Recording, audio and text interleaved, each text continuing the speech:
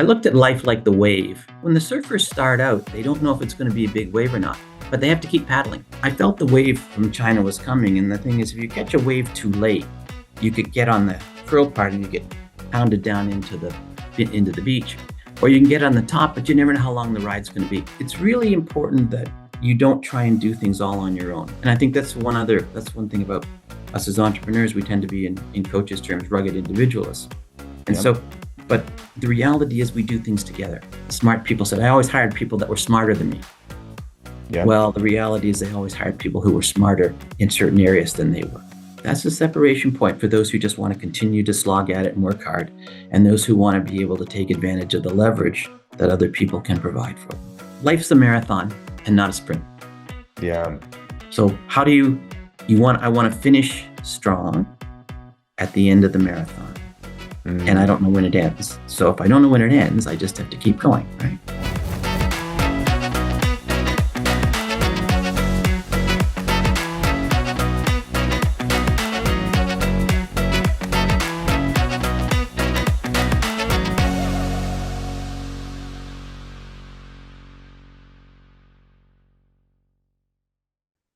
Hello, everybody. It's Reagan Archibald with Unreasonable Health.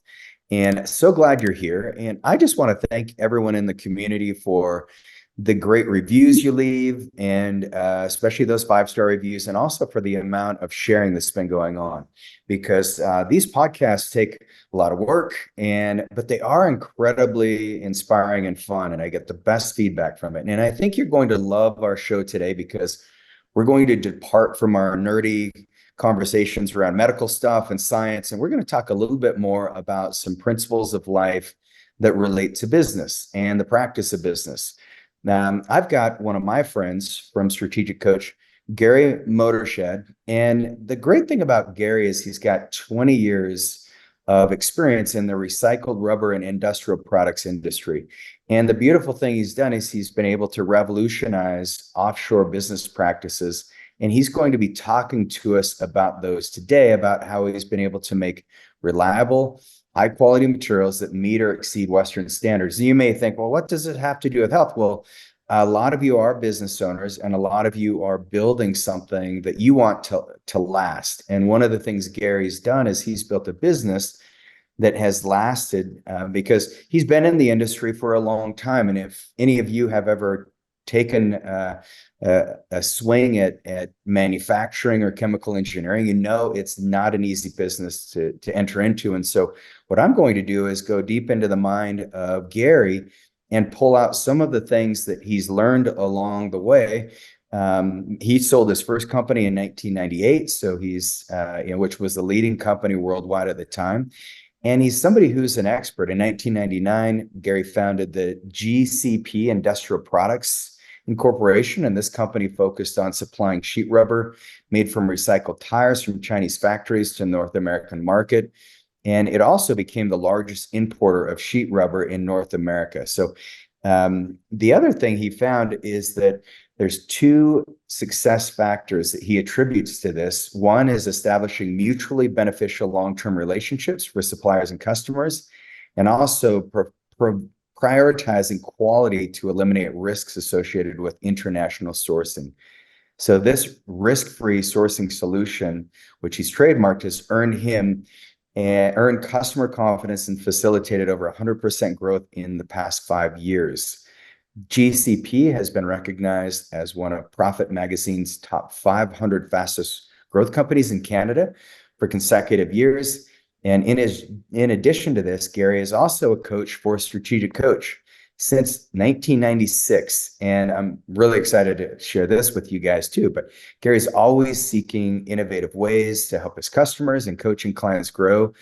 Having delegated day-to-day operation of GCP to his son, Gary focuses on staying ahead of the curve, generating new ideas, and packaging his organization's international business expertise into processes that other companies can adopt. So you guys take out your pens and paper and take notes, and welcome Gary. Gary, good to have you here.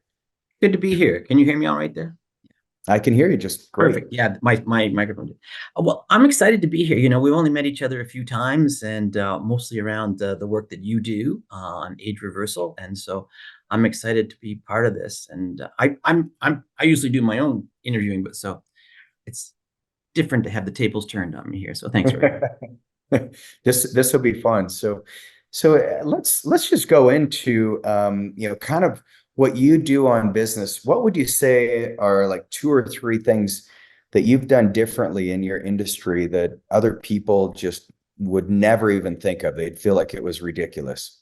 Yeah, I'd say the number one, if I can step it out a little bit, because I have had a chance to coach a lot of people, is it, people have to have a vision. They have to have a vision of what they want and what they see coming.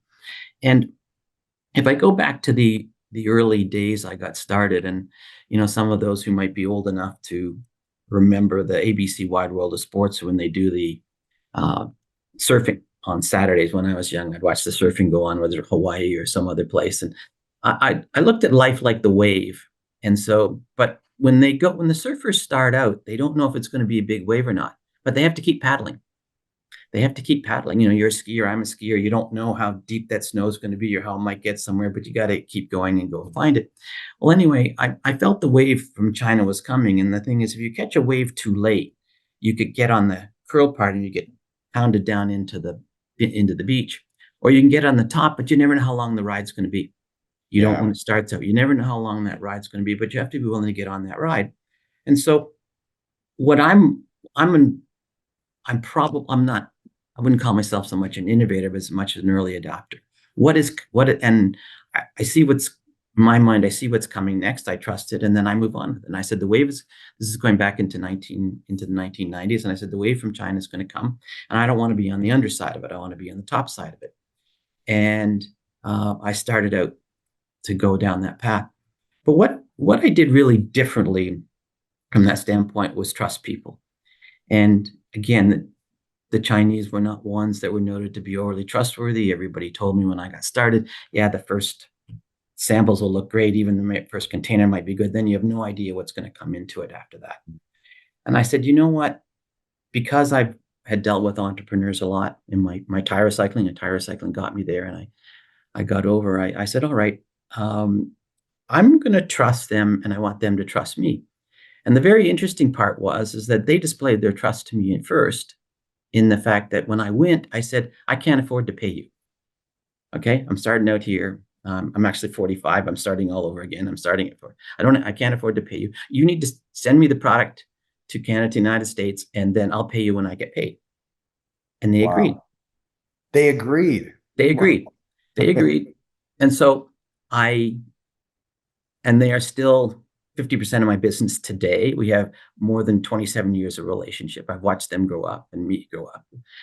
Both Wang Zhu, Tiger, who I work with, have said that was the day that changed both our lives for the better significantly. And we've had that relationship. And so the reason for mutually beneficial long-term relationships, I said, we're not going to make money in one or two containers, full container business.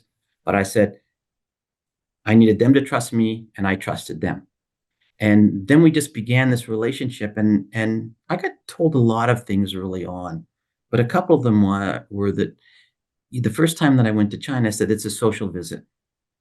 I said, I'm going halfway around the world. I don't have a ton of money to do. You're making this a social visit? Because they said they want to know if you can be trusted. They want to know who you are. And Wow. so they don't trust their government, they don't trust their police, but they need to trust people. I said, okay. So wherever they wanted to take me, whatever they wanted to feed me, whatever they wanted me to drink, wherever they wanted me to see, I just did that. Because they said, they know why you're there. You know why you're there. If they want to talk about business, they will. Wow. And so totally opposite to what we would do in North America. We dive Yeah. right in, we get it going. And I said, all right, this has got to work. So I said, all right, I will go. It's almost like, trusting the process. What is the process? Was there learning what the culture was?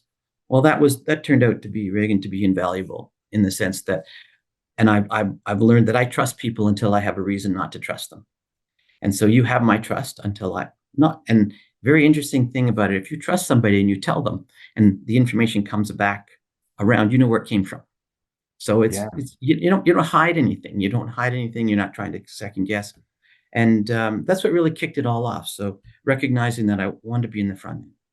The second piece that I was told is you could never tell I know this would be hard for a lot of North Americans, Americans particularly, to accept. You can't tell the Chinese what to do because they're the superior race.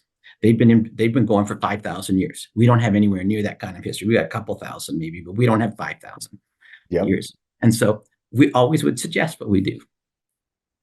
And we'd say, and the other thing that I did with that, we knew they wanted to be world class. We knew they wanted to get out of just being a Chinese supplier. So we said, all right, we'll make you a world class supplier. So we used their motivation to help make what we needed to make. And as a result, we just made quality the number one issue and stay on quality. And we have a very high 99.9, 99.8 level of quality for the products that we bring in, over around 500 containers a year. And that's because we all trust each other. We tell them what we show them what we need to have done. And it's not us, it's the customer determining how that works. And that openness and that relationship, which I'm very fortunate to have had for more than 25 years, has really what's made it all work. And so there's it's just a different way than I use, not an adversarial relationship, but very much a cooperative supply, mutually beneficial relationships, we called it. So those are the couple of things that I did early on that I'd say were different. Wow. Well, and how many suppliers are going to fund your project? Essentially, I mean, here's all the material. Pay me when you sell it. I mean, that just speaks volumes to the way you presented yourself to them. Was there something unique that you did in your communication to establish that kind of trust up front? Well, one is you never go to China alone. All right. And interesting, I've traveled in a lot of places around the world, and a bit of a side piece, but I don't ever travel in China by myself. One, it's just hard to communicate, not because I'm fearful of any sort. And so I got introduced first. So somebody introduced me. So again, just like having a referral, they introduced me. They didn't go with me. But and so then it's really important that you don't try and do things all on your own. And I think that's one thing about us as entrepreneurs. We tend to be, in coaches' terms, rugged individualists. And Yep. so, but the reality is we do things together, and we do Mm, things as a support. And so since I was referred, I got in there, I got to meet these people, and it was almost like they trusted me because of the people they'd already done work with, and I was referred to them, and they said, okay, we'll take it. But I I left that first trip and said, I don't know what's going to happen. We'll see. We'll see. We got one container order in with them. Let's see where we go from here. So it uh, it just started from the first $20,000. So crazy, crazy, wow. crazy time. Isn't that impressive? And then the other thing you did is you didn't bring your own agenda into the meeting because I'm sure you've experienced this where I have a vendor that I really want to work with, a new pharmacy or a supplement company, and then I get on with their CEO or whoever it is, and I'm just turned off because it's straight business. They could care less about me or my family or anything that I do personally. And I think business, like there's this beautiful merge of, I only bring on friends as clients now. I mean, it's like, it's so fun. And we host these retreats. We're doing a big retreat this week with Ben Greenfield, and we've got like 30 people, maybe 10 of them are from Coach. And so I love just bringing people together. And there's nothing worse than a sterile practice of business. Yeah, and it's really we think about cultures, we take and the uncertainty of a culture, but the reality is entrepreneurs speak the same language uh, all around the world. And I pretty well deal with entrepreneurs, even the people in China. And for the first 15 years that I was going there, it was very open, very capitalistic. The government allowed a lot of that. The last 10 years, not so much. But Mm, the thing is that we all understood we had to go make a living. We had to make payroll. We had to look after each other to be able to make it work. And we couldn't do it alone. So we provided the whole front end to the business in China that they didn't have. So nobody was overlapping each other. So it was really, once we got to figure this out, it was really kind of fascinating, and I enjoyed it. So they've been friends of mine. I know their wives. I've been to their places, but not everybody is the same. And you get to know people who say, well, they're talking, and then you go, no, no, no, this isn't going to work. yeah. So Yeah. and Same you in, just have to sort those things out. So like we only do business with people we like to be with. So Yeah, isn't that fascinating? So I got a lot out of that. Just that was a beautiful analogy with surfing, because AI right now is kind of that wave. And just real quick, and we don't have to go deep into AI, but what are your thoughts as far as where the wave is with AI, and are you adopting it into your companies or your coaching? Yeah, absolutely. I don't mind you asking the question at all because we've gone and we put together an AI chatbot to go on to our website to be able to answer questions. And I've got a book coming out shortly. It's called Nimble Future. And one of the chapters in there is about technology. And I've been fortunate because I've been on this planet a few decades to watch things. And technology never comes in any faster than people are prepared to accept it, even though it's out there. And I know, Reagan, the world that you associate in, the world that I associate in, we see all these things, and it feels like there's a lot that's going to happen. But there's a couple things you want to look for. AI will certainly play a big part, but the whole value comes at the user interface. And Mm, so look for if you look at AI as a tool or AI as a particular teammate, you still have to train it. You still have to make it useful for you. And there's still got to be that interface between the technology that's there and what we're going to use. And so for those like yourself, you're watching it, you see what's happening. I think we can actually sort of just step to the side a little bit. We can paddle, but maybe we let a couple of waves go till we see how it's going to break.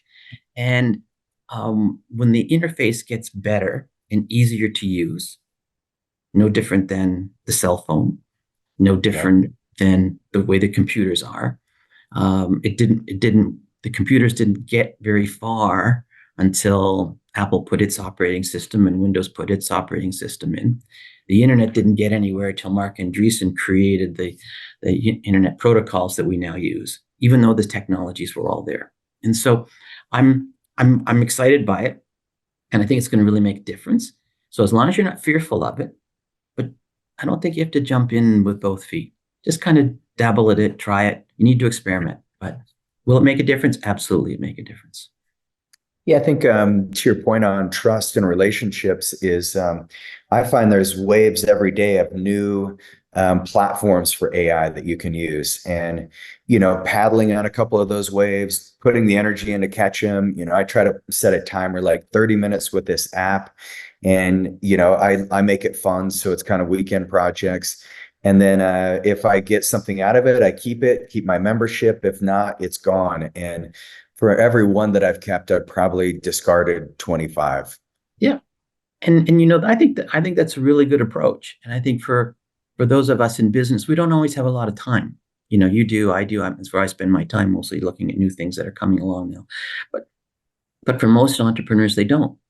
Therefore, you have to filter. You have to filter, and if you allow me, I filter technology again through a strategic coach tool called DOS, dangers, Yep. opportunities, and strengths. So what the technology has got to solve a danger for me.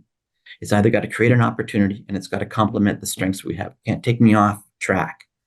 And then I had another set of filters again, which I also use the terminology from Strategic Coach. It's got to make things easier, cheaper, faster, and deliver bigger results. So I Yeah. look at these things and I got those 7 pieces.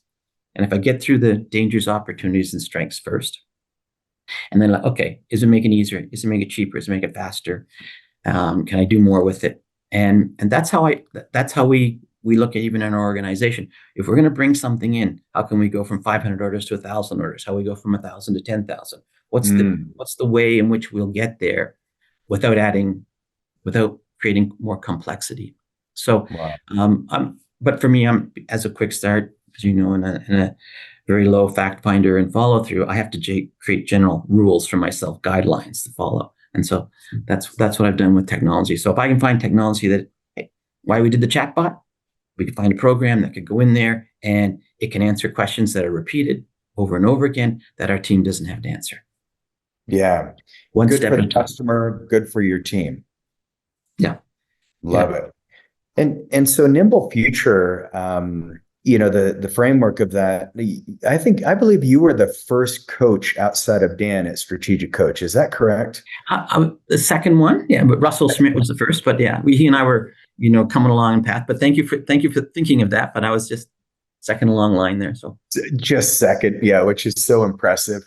Um, but what have you seen as far as decision making goes in coaching? Like, what do good entrepreneurs do or the in decision making?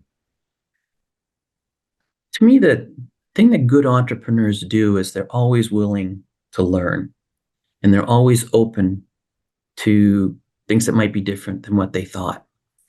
And coming back to those two pieces, the third one is that they are willing to trust their team. And in fact, it's kind of interesting that when you have to trust yourself first. And just as you know, you have to trust yourself on what you can do and what you cannot do very well. And that's the first thing, as we say, all progress begins by telling the truth. And you have to tell the truth about what you're good at and what you're not good at. And then Mm, find the team of people, the smart people, no matter any books you read, no matter through history of business, the smart people said, I always hired people that were smarter than me. yeah, Well, the reality is they always hired people who were smarter in certain areas than they were. And they were yeah, also smart enough to recognize that. And I'd say that's where that's the separation point. That's the separation point for those who just want to continue to slog at it and work hard, and those who want to be able to take advantage of the leverage that other people can provide for them. wow. That to me is the big difference. Man, you and trust is just a theme that keeps coming up over and over again with you. This is beautiful. It's such an important thing. Well, in entrepreneurism or even in capitalism, it's a system based on trust. Well, I don't have any contract. There's a couple of contracts out there, but none that I really sign. We don't have contracts with our suppliers and our customers because as I was told by the lawyers a long time ago, and having spent lots of money with them, the paper is only as good as the people who sign it. Yeah. So if I don't need to have it signed, or if I need to have it signed to protect something, that tells me something. And if I Yeah. don't need to, then why would you put the paperwork in place? There has to be things written down. You have to have clear understandings. I don't dispute any of that. But I think and the other part is that of entrepreneurs is those who, we all have a gut sense. I'm not talking about it Yeah. from the medical side. We all have a gut sense and a gut feeling, and we have that for a reason. And we need to trust our guts. And so if you go back over if everyone goes back over their time and they say, man, I had a funny feeling about that person. How did it work Yeah. out? And I Right. said, no, I felt really comfortable. How did that work out? And that's a learning that we go through. So um, anyway, I've been blessed to coach more than 3,000 people over that 28 years or so that I've been a coach, and it's still exciting. It's still new every day that I go in. Every workshop has its own characteristic to it. So That's beautiful. Well, let's go into Nimble Future a little bit because for those of you who don't know, Gary and I are both lovers of skiing and outdoor sports. Gary's got a goal to ski 75 seasons, and he's at season 64. And so you definitely need a nimble future to make it 75 seasons on skis. So let's talk about some of the things you're doing physically. And then I want you to dive a little deeper into the book and and give us some details about when it will be released and things like that as well, if you don't mind. no, no, no, no. I I think for me, if I can say that I'm hoping that what people will do is they become self-aware. And, long before a lot of the longevity came into place, is that if you were aware of what was going on with your body and what was happening, then I think you could make habits and changes. And so for me, I always felt that what did I want to do? I remember the place that we bought, the chalet that we bought that looked up the hill. We bought it in 1989. And I looked up and I could see the top of it. It was August in that time, and it was in bad shape and needed to be fixed up. And so we did all that. But I said, I want to be here, when I'm old. And my kids would joke. And I'd say, my wife's name is Karen. Hey, Karen, I'm going out skiing now. And Gary wobbled his way down the stairs and get out and get going. And I just said, you know what? Here's my goal. My goal is I want to go to bed and not be aching. I want to get up in the morning and not ache. I'm not likely or no plan to run a marathon, but I just want to be able to do all those things. And I didn't have grandchildren. Now I do have a couple of grandchildren, another one on the way. And I want to be able to get down on the floor and run around. And this past weekend, I was figuring out how I can ski backwards while holding a hoop for them, And can I do that? And I go, yeah. And I watched the instructor do it. It's okay. I think I can do this. And Cool. my goal was really very simple. I just want to be able to consistently do these things year after year, not be afraid. And I came to a turning point. I was in my 50s at one point, and I was asked to go on a cat skiing trip into Yeah. BC. Great. We had great snow, everything else. And I remember being on the hill and being afraid. And not because I didn't have the ability, I didn't have the capability. I hadn't put myself in shape. I hadn't been there. And I looked down and said, I know I can do it, but I can't do it. I don't know if that makes sense to you. It Sure. just wasn't there. And I said, I don't want that to be the case in my life. I said, and so I resolved right then that I would change things. And I resolved that. So I made a commitment when I was 60, as I was saying before we got started, to take my kids helicopter skiing. And I wanted to do it on my birthday. My birthday is April 1st, so it's more than 10 years ago now. And I went out there and I wanted to ski with them. I could go on other trips, but I wanted to be with my kids. So I had to start getting in shape. And I was training with somebody. We had to do this and, get in shape. And I could do it. Like, as I said, I don't know why I couldn't keep up with my kids, who I joked and said that their legs didn't add up to my age, but when I was skiing with them at the time, but I could do it. And then we went to Whistler for a few days. And I said, all right, I want to be in better shape at 65 than I was at 60. And then at Yeah. 65, I said, can I be in better shape at 70 than I was at 65? And so Wow. I never move it on, never move the target so far out that I couldn't get there.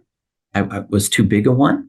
So that got me looking into things. That got me looking into, I have a naturopath now.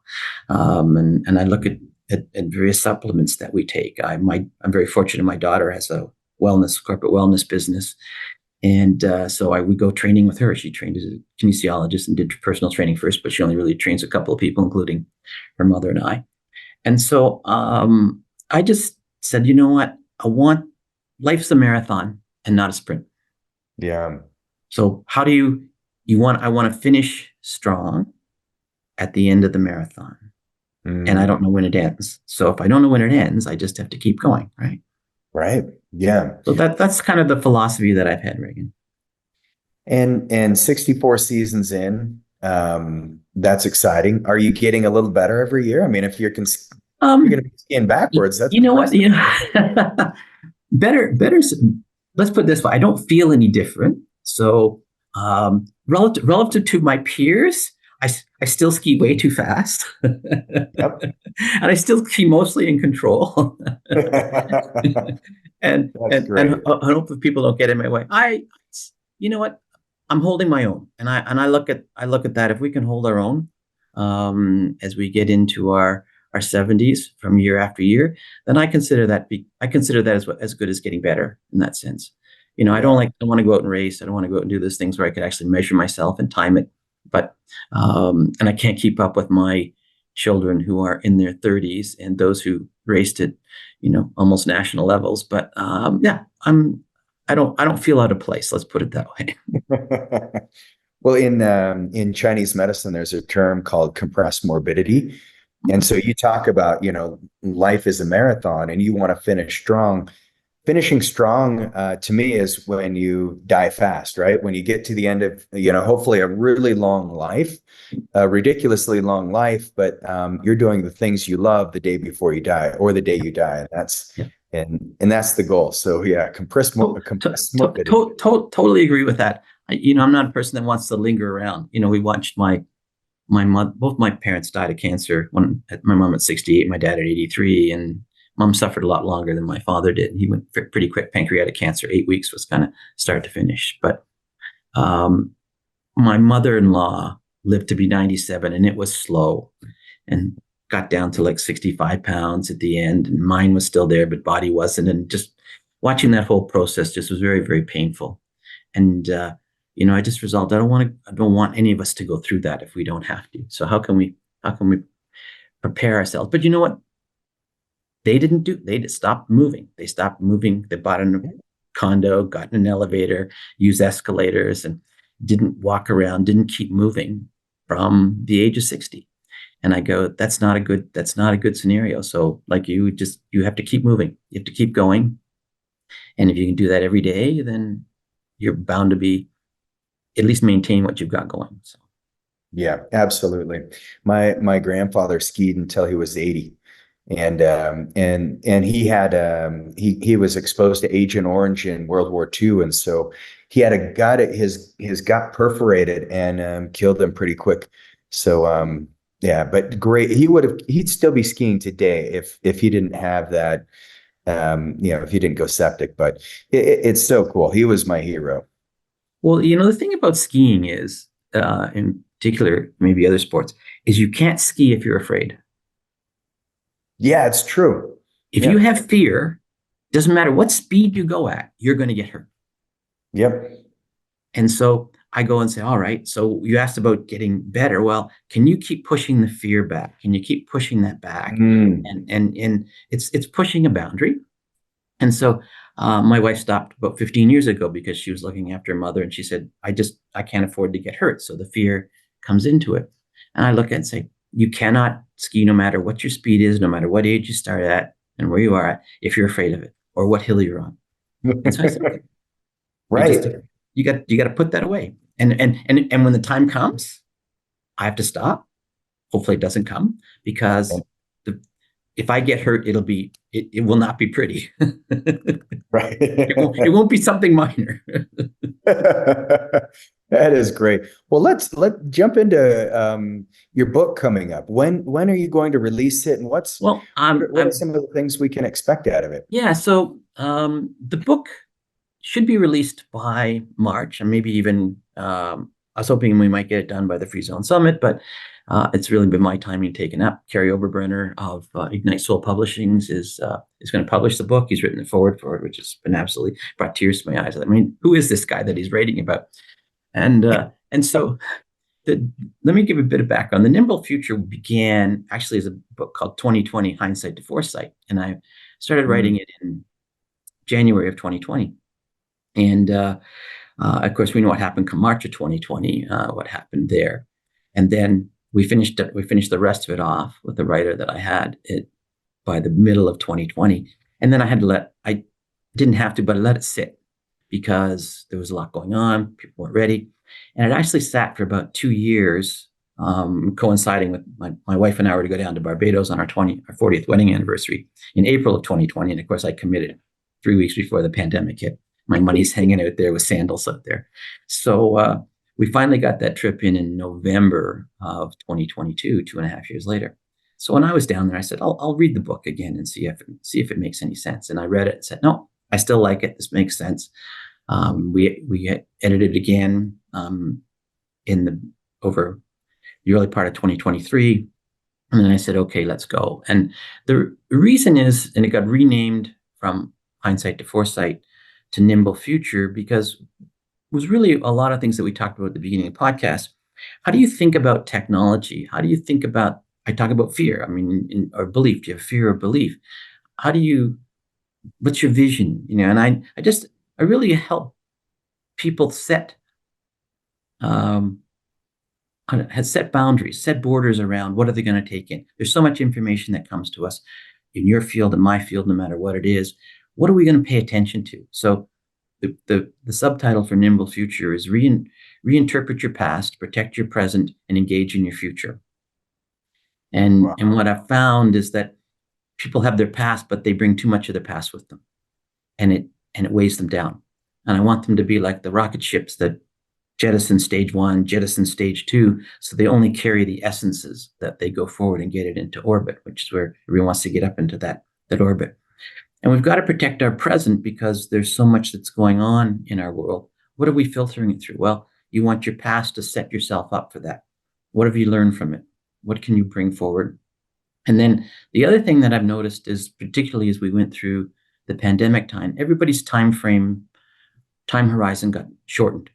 We got shortened from looking long-term to shorter and shorter, even the next week, the next day. Some people, how do they put one foot in front of the other? We're coming out of that, but we're not there yet. Even the entrepreneurs that I see, Reagan, aren't there yet. They're not thinking that much further ahead. And one of the problems of thinking further ahead right now is that the world that never went back to normal. It never went back to pre-COVID, and it's not going to. So we can't expect that. So mine is almost a way of a formula to say, hey, always look at your past, figure out what's worked in that past. What do you want to bring forward? What helps you learn? What keeps you confident today? But also, it was the expression, I think attributed to Abraham Lincoln, the best way to predict the future, best way to know the future is to, best way to predict the future is to give me Create this. it yourself. That's it. Predict it yourself. And so I go, this is what we need to do. We need to put the vision out there. We need to do the future. And then we need to say, based upon what we've decided, whether it's your health or whether it's your business or your personal, what's the information that's relevant to this? And there's all sorts of experts that are out there, and let those experts do their pieces and pull from them what you need to do, what you need for your world, and we'll help you make sense of it. And so it's 14 chapters. Each one has its own heading of different things to look for. I talk about technology. I talk about change. And Jeff Bezos has got the greatest quote that kicks it off. He goes, everybody asks me what's going to change in the next 10 years. And I think this is one well-known. And he said, what they don't ask me in the more important question, what isn't going to change? Yes. Yeah. And so what isn't going to change? Relationships aren't going to change. What are things that are important? So I just help people when they're looking at it to just get grounded into that their experience is valuable, what they think is valuable, what their future is important to them. And what they want to take in from everybody else is really got to be related to what they see as their vision and what they want for their life. Man. Well, what a powerful book. And I'm hoping you'll put some things on trust in there. I'd imagine you probably got a whole chapter on building trust. I believe I do, actually. Because, man, I got so much out of this conversation, Gary, and I'm so grateful that you took the time to meet with us today. You've got a great podcast yourself. Clarity Generates Confidence. And tell us a little bit about what the podcast is about, how people can find you and get connected to your podcast. Yeah. Well, you can find Clarity Generates Confidence at any place you find. Look for podcast, Spotify, of course. GCP industrial.com. That's our website for the company, gcpindustrial.com. And the podcast can be found there. The podcast is also defined just like the book, in a sense, how to think about the future, what's going on. And I get great people on. I know you're going to be a guest of mine, which I'm delighted to have. And I get to interview great people on what they're thinking about and bring that to the audience. So they get to see the world. And it all got started back in 2020, when we didn't know how to put one foot in front of the other. And I said, well, let's help people think about this world. What are the others thinking about it? And so I just would interview, like you, people I know, people who have great stories and great insights to share. Man, well, go find Gary, everybody, because I think you'll agree with me. He's very insightful, super articulate, and I just really appreciate you, Gary, and all the work you're doing. Well, Reagan, thank you very much, and I'm looking forward to having you back on, because I believe you're going to do that the same and more for my audience as well. So, Reagan, thank you very much for today. You got it. And everybody, if you enjoyed the show, make sure you share it with your friends, family, loved ones, and really appreciate you being part of our community.